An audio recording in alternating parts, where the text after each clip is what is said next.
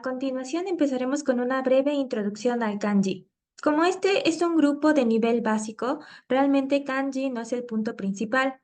Lo más importante es que nos familiaricemos con los silabarios hiragana, katakana y algunas palabras de uso común. Sin embargo, creemos que es importante también mencionar un poco esto a manera de introducción. Brevemente y hablando acerca del contexto histórico de kanji, podemos mencionar que de los siglos I al siglo X después de Cristo, los japoneses no tenían un sistema de escritura, es decir, no existía hiragana ni katakana.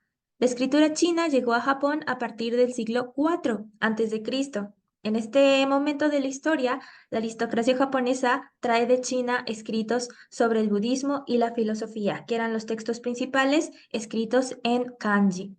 Los japoneses comienzan a usar los caracteres chinos para escribir en japonés. Ahora, siempre hay un tipo de duda o de confusión respecto a si kanji es un elemento, un sistema de escritura chino o japonés. Es chino. Simplemente los japoneses lo adoptaron para poder escribir sus palabras japonesas. ¿Cómo podríamos explicar este proceso de los kanjis llegados a Japón? Primero, los caracteres chinos no se trajeron del país en un solo viaje, sino en varias oleadas o en varias expediciones. Estos llegaban a Japón procedentes de distintas regiones de China y en diferentes épocas. Esto es muy importante ya que los kanjis fueron variando de acuerdo a los diferentes periodos históricos del país de China. Los caracteres chinos fueron adquiriendo nuevas lecturas chinas y muchas lecturas japonesas. Muchos de estos kanjis tienen demasiadas pronunciaciones chinas y japonesas por igual. Algunos tienen más de 100 y parece que este kanji, el kanji de vivir, pero que tiene también otros significados, tiene más de 200. Las lecturas chinas y japonesas pueden combinarse de muchas maneras diferentes. Esto de primera instancia puede resultar un poco confuso, incluso agobiante. ¿Cómo es posible que un kanji pueda tener tantas lecturas diferentes? Bueno, en la actualidad, en el japonés, ya no son tantas. Sin embargo, uno de los problemas que surgió a raíz del uso de kanji fue que mientras los chinos cambiaron las lecturas de los kanjis conforme pasaba el tiempo o conforme diferentes periodos históricos con diferentes gobernantes culminaron, los japoneses sí se quedaron con esas lecturas antiguas y a su vez adoptaron las lecturas nuevas. Ahora sabemos que como los japoneses adoptaron el kanji en su sistema de escritura, se crearon incluso nuevas lecturas, es decir, las lecturas japonesas.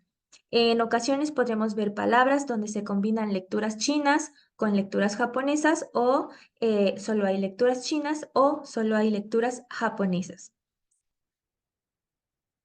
Ahora, esto nos lleva al siguiente punto. Los kanji japoneses no tienen una sola pronunciación. Para esto tenemos que familiarizarnos con dos términos básicos. El primero es el tipo de pronunciación china, que se conoce como onyomi, y la pronunciación japonesa, que es kunyomi.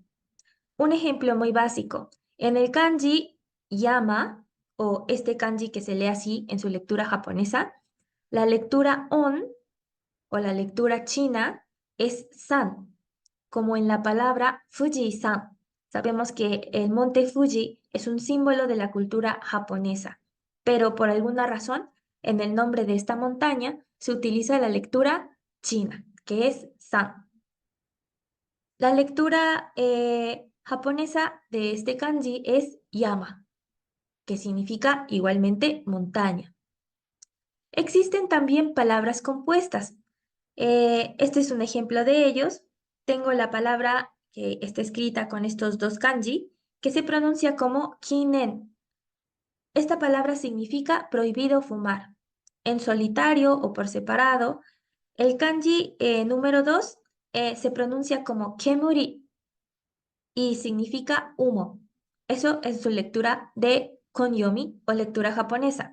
Pero al juntarse con el segundo kanji, que significa prohibición, pasa a pronunciarse completamente en su lectura china, que es en. Y de esta manera se compone la palabra kinen, prohibido fumar. Esto al inicio puede parecer un poco complicado, un poco difícil, hay muchas reglas.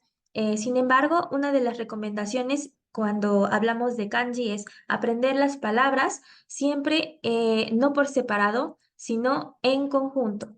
Es decir, que si yo aprendí solo la palabra yama, montaña, está bien.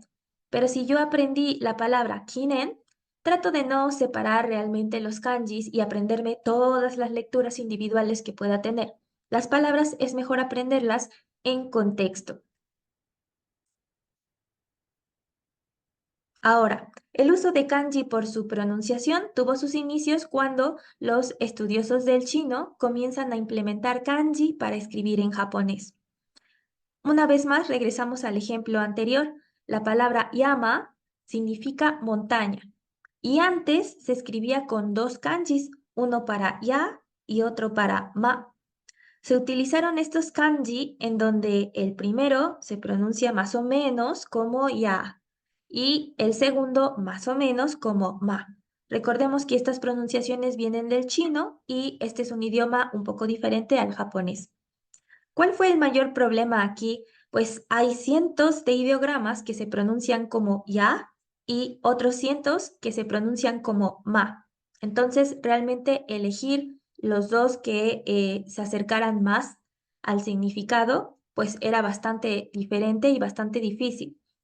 La solución que se implementó en ese momento fue que estos caracteres utilizados por su fonética se fueron simplificando hasta convertirse en las sílabas del kana. Como vimos en los videos anteriores, para sustituir kanji, los japoneses crearon su propio sistema de escritura que es el hiragana. Y este es el carácter de ya y este es el carácter de ma.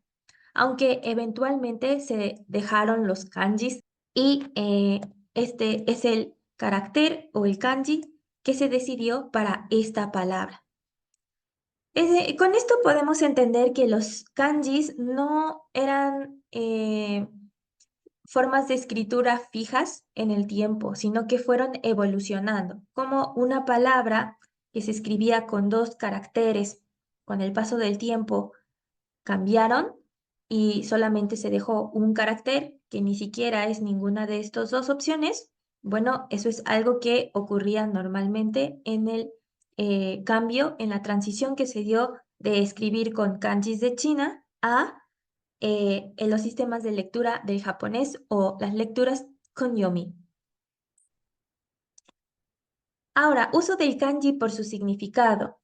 Para esto es mejor utilizar algunos ejemplos.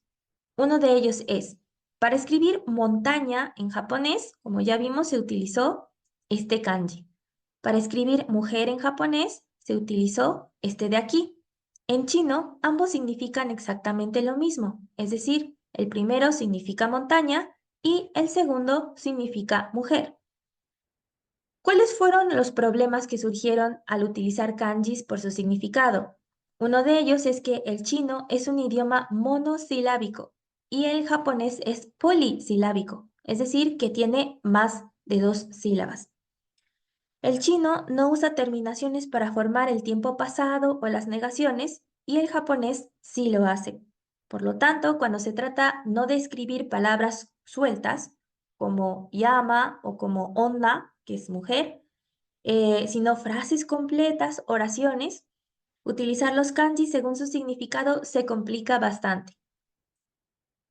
La solución para este problema es escribir palabras utilizando caracteres por su fonética, es decir, por cómo se pronuncian los actuales hiragana y katakana, y emplear el kanji solamente para la raíz de los verbos y adjetivos, y hiragana para las terminaciones. Un ejemplo sería el siguiente. Yo tengo mi verbo tabemasu. En la parte de abajo lo podemos ver en romachi, que significa comer. Prácticamente la primera parte es un kanji y la terminación del verbo es be-masu. Todo eso está en hiragana. De esta manera se pudo adoptar el kanji con el japonés. Otro ejemplo es el de un adjetivo, utsukushii, que significa hermoso. Sucede exactamente lo mismo. La primera parte, que sería utsuku, esta parte de aquí, se dejó en kanji y la terminación shi se complementó utilizando nuestro silabario de hiragana. Es por eso que cuando nosotros aprendemos japonés, hay tres sistemas de escritura que están interactuando al mismo tiempo: hiragana, katakana y kanji.